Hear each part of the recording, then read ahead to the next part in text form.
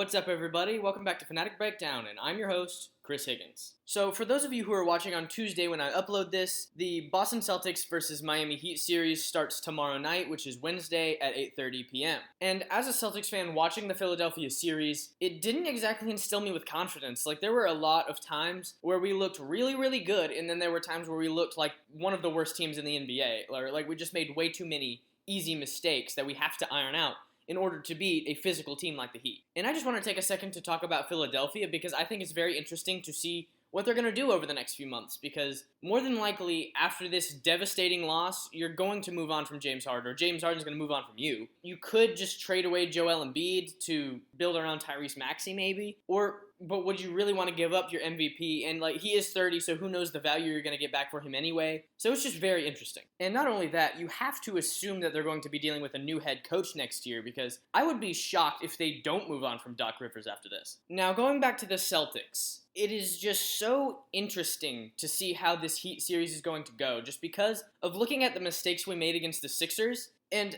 you have to be crazy if you don't say the Celtics are better than the Heat. But the Heat are just so good at taking advantage of stupid mistakes that it's going to be difficult to get the upper hand against them. And I just want to say, before I say this and catch flack for it, Jason Tatum is one of my favorite players. I have nothing against him. I think he's amazing to watch. So getting that out of the way, we cannot let him take every stupid shot, because that is just something we've allowed way too much.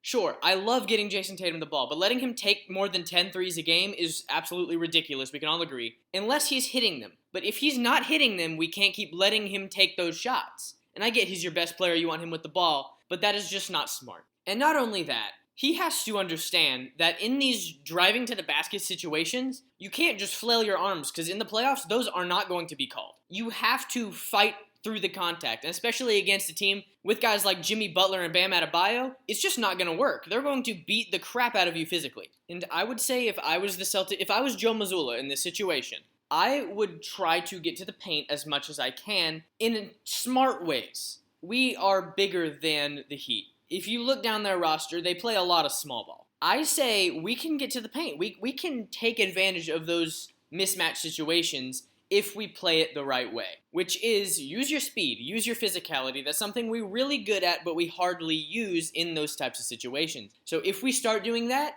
the Heat don't stand a chance. And I would say an underrated aspect of what's going to happen in this series is how much we let Robert Williams play. Because sure, he doesn't show up in the stat sheet, but the difference he makes on the defensive end is insane. And we need that against a guy like Jimmy Butler, who he's going to drop 50 on you if you let him.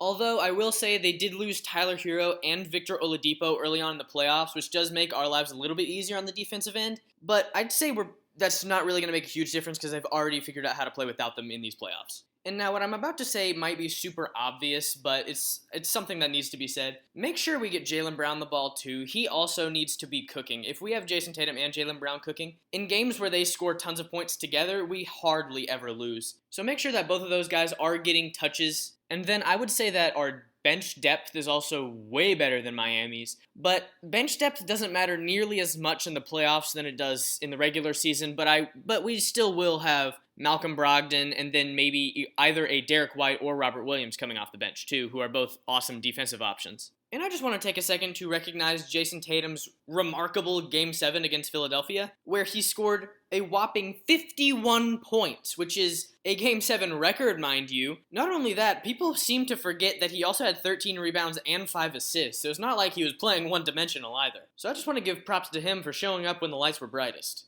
Okay, y'all, as of recording this, I actually just got a notification that Doc Rivers got fired, so that's actually kind of ironic, but I just want to throw that in there. But with that said, this has been Fanatic Breakdown, and I'm your host, Chris Higgins, and I hope you have an amazing rest of your day.